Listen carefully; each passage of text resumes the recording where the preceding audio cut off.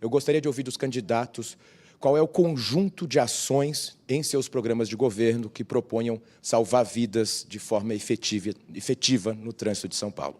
Diogo, fica aqui comigo que eu vou sortear agora primeiro quem vai responder a essa pergunta.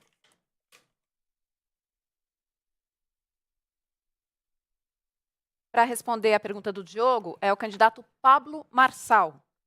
E para comentar essa pergunta, Marina Helena. Candidato. Obrigado. Boa noite a todos. Boa noite aos candidatos. Um trânsito tão violento assim, a gente precisa tratar não só o efeito, mas como a causa. A causa é educação. Sei que parece chato comparar a nossa cidade, o nosso país com outros lugares onde funciona. Nos Estados Unidos, todo mundo para no pare. A gente precisa reciclar as pessoas aqui. Como? Com treinamentos na causa, no ensino público, no ensino privado, inclusive, e, de fato, fazer com que as empresas façam reciclagens, né, com seus colaboradores.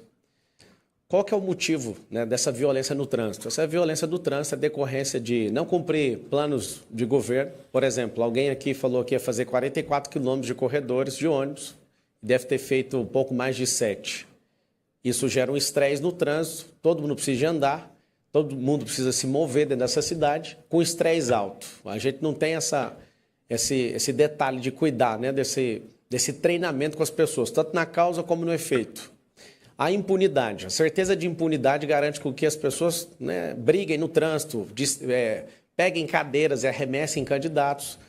A certeza de estar numa cidade, num país que é completamente impune, faz com que as pessoas quebrem o retrovisor e acham que está por isso mesmo. Depois o outro fala, já que não vai ser punido, deixa que eu vou punir. Então a certeza da impunidade, ela realmente tem ajudado a matar pessoas no trânsito, as pessoas têm perdido o controle emocional. E eu proponho, de fato, a gente treinar a nossa cidade na inteligência emocional, socioemocional, para que a gente não tenha esses perigos. Aumentar os corredores de motos, porque os maiores acidentes são com motos e a gente precisa, né, trazer essa paz no trânsito. E pode contar comigo, no dia 6 de outubro vai ser a Revolta do Povo, você vai digitar 28 na urna. Você que não me segue e quiser acompanhar o que eu estou falando, sou o único candidato aqui que não usa dinheiro público, é 28. Candidata. Bom, sem dúvida, o maior número de acidentes de trânsito hoje envolve motociclistas e nós temos algumas propostas. Uma delas é também ampliar as faixas azuis, porque isso ajuda bastante nessa segurança, e também liberar as faixas de ônibus naqueles casos em que a faixa de azul não é possível de ser feita, isso também ajuda nesse sentido. Outro ponto importante para a mobilidade, que também vai evitar acidentes, é a gente rever todas as rotas hoje da cidade que há muito tempo não são revistas. Isso também facilita e ajuda, inclusive, a rever toda a parte de sinalização. E, por fim, gente, um dos problemas graves também da segurança no trânsito são os grandes deslocamentos na cidade. Não é possível as pessoas virem de tão longe para trabalhar. Então, elas saem da periferia e vêm para o centro. Por isso, nós temos a nossa proposta da quebrada com escritura, que é, de fato, dar título de propriedade para as pessoas que moram na periferia, para que elas consigam morar com seu título de propriedade e também trabalhar. Agora, falar é fácil, muito candidato fala. Fazer é mais complicado. O que eu trago aqui para vocês são propostas concretas de quem sabe fazer. Tanto o governo de Minas Gerais, quanto a cidade com a prefeitura melhor avaliada do Brasil de Joinville são de representantes do Novo. E eles conseguiram fazer. Foram aqueles que mais conseguiram regularizar propriedades aqui no Brasil. E é essa a nossa proposta. Candidato. A questão da violência no trânsito passa com a questão da empregabilidade, a questão da educação e essa questão da segurança, que é a questão da impunidade.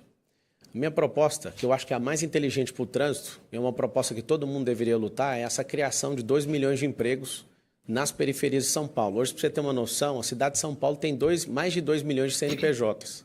Para você entender a dimensão, é um emprego a mais por CNPJ, mas a verdade, o que a gente quer é nas 1.000 favelas de São Paulo, a gente ter 2.000 empregos novos nessas favelas. O que isso vai fazer? Desafogar o trânsito, diminuir esse estresse que você vive sentindo todos os dias, criar os bolsões de estacionamento nas 10 entradas da cidade de São Paulo, nas 10 rodovias, fazer com o giro de quadra, liberar com sinal vermelho, assim como é nos Estados Unidos. Isso vai fluir de 16% a 22% o trânsito em São Paulo.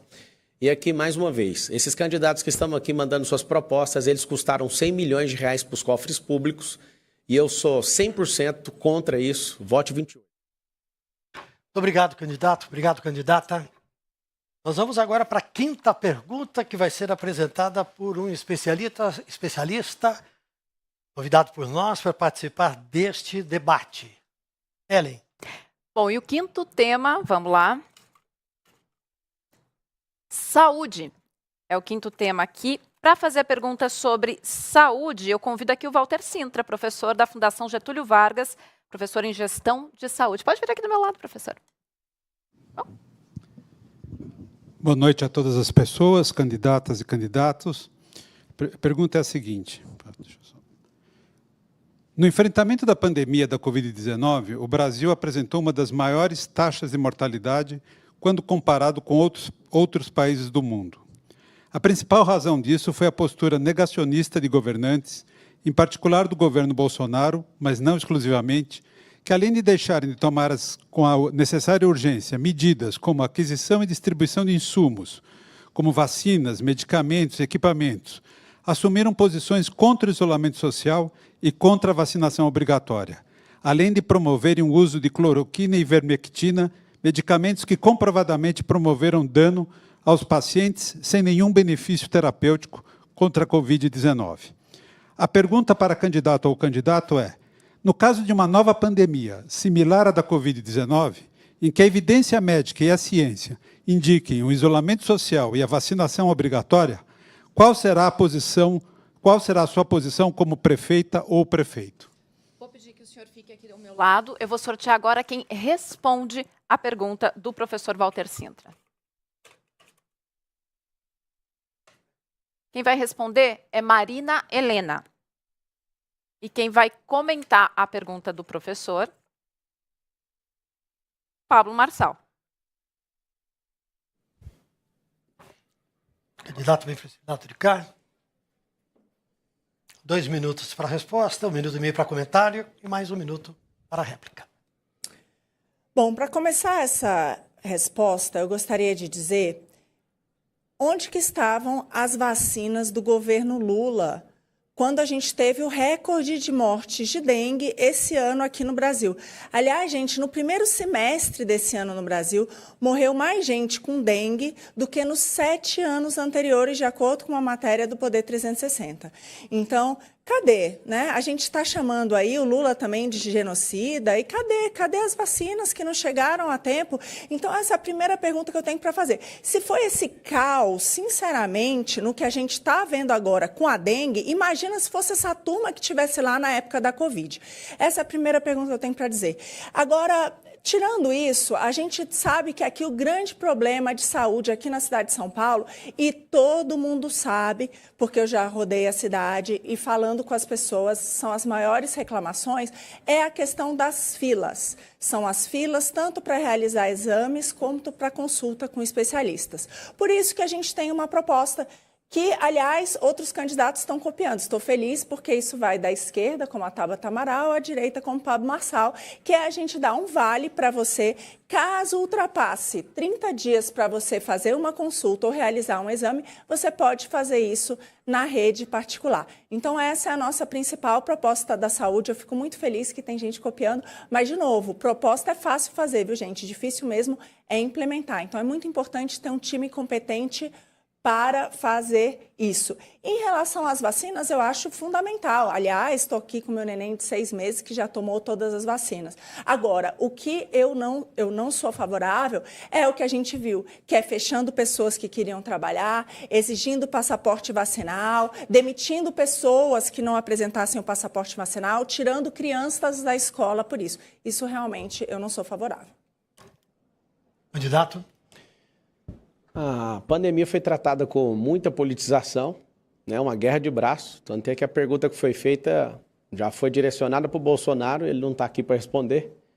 Mas eu imagino que ele fez todas as coisas que ele fez tentando acertar e o mundo inteiro perdeu com isso, né? Foram milhares de vidas que foram ceifadas, Geralmente, para quem não entende do assunto e ouve só uma notícia, para validar uma vacina leva 14 anos. E a gente imunizou um rebanho mundial em poucas semanas.